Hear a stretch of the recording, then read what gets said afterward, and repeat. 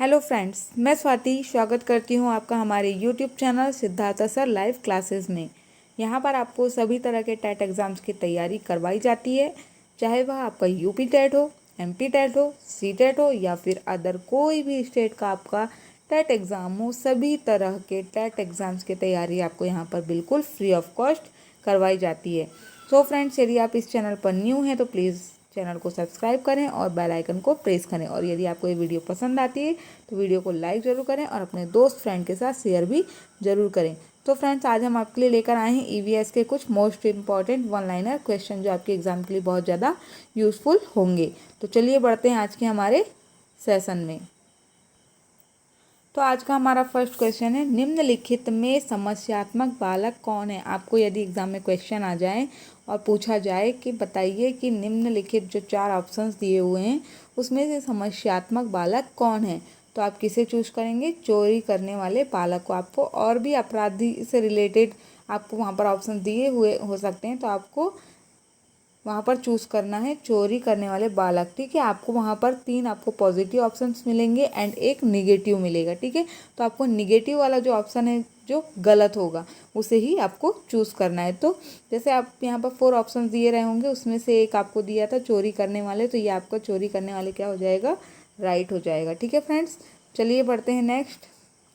बालकों के समस्यात्मक व्यवहार का कारण नहीं है, क्या नहीं है? मनोरंजन की सुविधा। ठीक है फ्रेंड्स, बालकों के समस्यात्मक व्यवहार का कारण क्या नहीं है? मनोरंजन की सुविधा।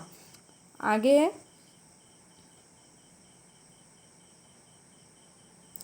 वंचित वर्ग के बालकों के अंतर्गत बालक आते हैं। वंचित वर्ग के बालकों के अंतर्गत कौन से बालक आएंगे, किस तरह के बालक आएंगे? तो अंध व अपंग बालक आएंगे, आपके मंद बुद्धि व हकलाने वाले बालक आएंगे और पूर्ण बधिर या आंशिक बधिर। ठीक है, मतलब अंधे होंगे या फिर आपके अपंग जो विकलांग बच्चे होंगे वे आएंगे, आपके मंद बुद्धि और मतलब ठीक से बोल ना पाने वाले बच्चे आएंगे, और आपके पूर्ण बधिर या फिर मीन्स पूरी तरह से ना सुनने वाले या फिर थोड़ा बहुत सुनने वाले बच्चे भी आपके उसमें अंतर्गत आ सकते हैं। ठीक है, तो कौन कौन से बच्चे आएंगे वंचित वर्ग के बालकों के अंतर्गत? अंध व अपंग बालक, मंदबुद्धि व हकलाने वाले बालक और पूर्ण बधिर या आंशिक बधिर बालक। ठीक है, चलिए बढ़ते हैं नेक्स्ट। प्रतिभावान बालकों की पहचान किस प्रकार की जा सकती है? तो कैसे की जा सकती है? बुद्धि परीक्षा लेकर के, अभिरुचि परीक्षण के द्वारा और उपलब्धि परीक्षण, ये तीनों के द्वारा हम प्रतिभावान बालकों की पहचान कर सकते हैं। ठीक है, उनके बुद्धि का परीक्षण करके या उनकी अभिरुचि या उपलब्धि का परीक्षण करके हम प्रतिभावान बालकों की पहचान कर सकते हैं। ठीक है फ्रेंड्स, नेक्स्ट है, पिछड़ा बालक वह है जो अपने अध्ययन के मध्यकाल में अपनी कक्षा कार्य जो अपनी आयु के अनुसार एक कक्षा नीचे का है करने में असमर्थ रहता है। उक्त कथन है, किसने कहा था? बर्ट ने कहा था। किसने कहा था? बर्ट ने। तो आपको याद रखना है फ्रेंड्स कि अपने अध्ययन के मध्यकाल में अपनी कक्षा कार्य जो अपनी आयु के अनुसार एक कक्षा नीचे का है करने में असमर्थ रहता है, वह कहलाता है आपका क्या? पिछड़ा बालक। तो ये कथन किसका था? बर्ट का था। कभी कभी आपको क्वेश्चन भी पूछ सकता है कि अपने अध्ययन के मध्यकाल में अपनी कक्षा कार्य जो अपनी आयु के अनुसार एक कक्षा नीचे का है करने में असमर्थ रहता है, किस प्रकार के बालक होते हैं? तो आपको ऑप्शन में दे सकता है कि प्रतिभाशाली बालक, पिछड़ा बालक, मंदबुद्धि बालक या फिर इनमें से कोई नहीं। तो आप किसे चूज करेंगे? पिछड़ा बालक को। ठीक है फ्रेंड्स, चलिए बढ़ते हैं नेक्स्ट। कुशाग्र अथवा प्रतिभावान बालक वे हैं जो लगातार किसी भी कार्य क्षेत्र में अपनी कार्य कुशलता का परिचय देता है। उक्त कथन किसका है? तो किसका है? टर्मन का है। ठीक है फ्रेंड्स, किसका है? टर्मन का है। ओके फ्रेंड्स, यह कथन किसका है? टर्मन का है। प्रतिभाशाली बालकों की समस्या निम्न में से नहीं है। क्या नहीं है? समाज में समायोजन। ठीक है, नेक्स्ट है, प्रतिभाशाली बालक होते हैं। कैसे होते हैं? कब से होते हैं? जन्मजात होते हैं। जो प्रतिभाशाली बालक होते हैं वे जन्म से ही क्या होते हैं? प्रतिभाशाली होते हैं। ऐसा नहीं होता है कि एक एज में जाकर के वो प्रतिभाशाली बनते हैं, ऐसा बिल्कुल भी नहीं है। जो प्रतिभाशाली बालक होते हैं उनमें ये जो प्रतिभाशालिता का जो गुण है वह बचपन से ही आ जाता है, जन्म होते ही आ जाता है। इसलिए जो प्रतिभाशाली जो बालक होते हैं वे कैसे होते हैं? जन्मजात गुणवान होते हैं। ठीक है, नेक्स्ट है आपका, विकलांग बालकों के अंतर्गत आते हैं। विकलांग बालकों के अंतर्गत किस तरह के बालक आएंगे आपके? नेत्रहीन बालक आएंगे, शारीरिक विकलांग बालक आएंगे और गूंगे तथा बहरे बालक आएंगे। ठीक है, आपको याद रखना है कि विकलांग बालकों के अंतर्गत कौन कौन से बालक आएंगे? नेत्रहीन बालक, शारीरिक विकलांग बालक, गूंगे तथा बहरे बालक। ठीक है फ्रेंड्स, चलिए बढ़ते हैं नेक्स्ट है प्रतिभावान बालकों में किस अवस्था के लक्षण शीघ्र दिखाई देने लगते हैं? तो बाल्यावस्था के। ठीक है, बाल्यावस्था के लक्षण शीघ्र ही दिखाई देने लगते हैं। ठीक है फ्रेंड्स, नेक्स्ट है विद्यालय में बालकों के मानसिक स्वास्थ्य को कौन सा कारक प्रभावित करता है? विद्यालय में बालकों के मानसिक स्वास्थ्य को कौन सा कारक प्रभावित करता है? तो कौन सा कारक करता है? मित्रता करता है। ठीक है फ्रेंड्स, याद रखिएगा, मित्रता प्रभावित करता है। कहाँ पर? विद्यालय में।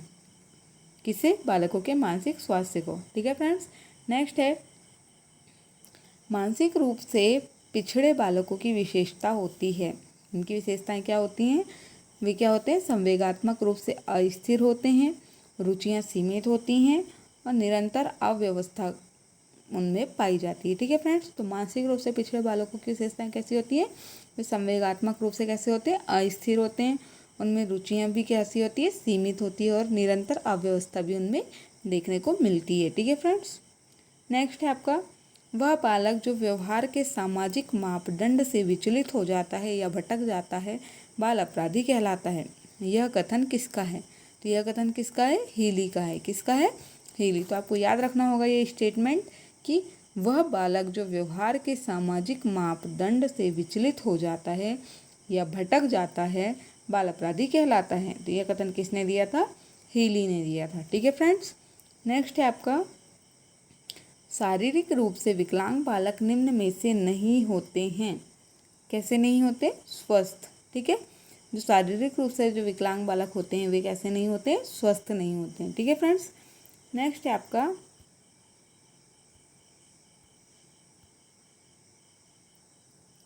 सृजनशील बालकों का लक्षण है। सृजनशील जो बालक होते हैं, जो क्रिएटिव जो बालक होते हैं, उनका लक्षण क्या होता है? जिज्ञासा।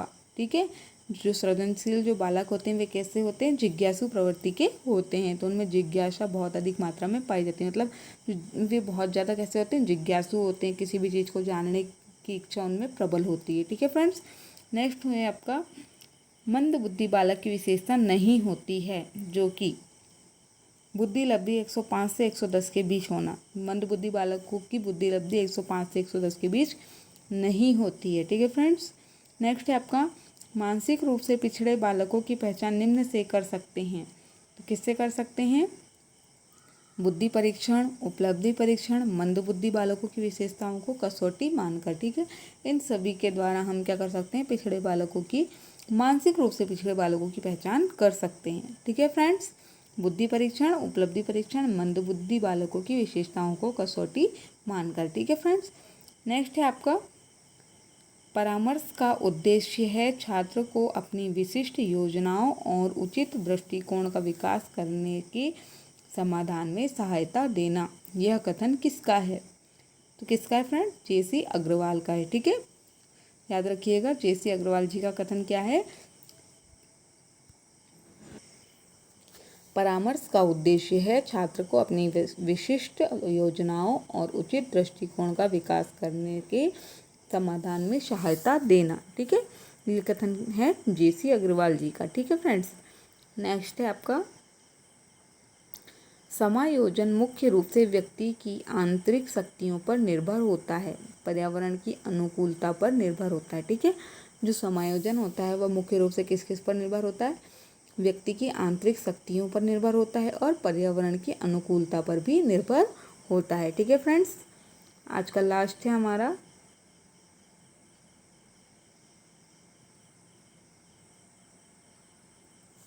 सृजनात्मक नई वस्तु का सृजन करने की योग्यता है।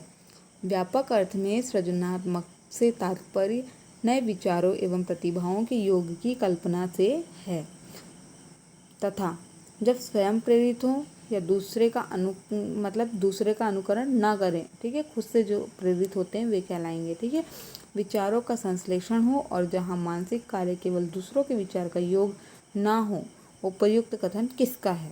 ठीक है, ये जो कथन दिया हुआ है, जो आपको बताया गया है कथन, यह कथन किसने दिया है? जेम्स ने दिया है। किसने दिया है? जेम्स ड्रेवर ने दिया है। ठीक है फ्रेंड्स, तो ये जो कथन है आपका, इसको छोटा कर लेते हैं तो पूरा दिखाई देगा।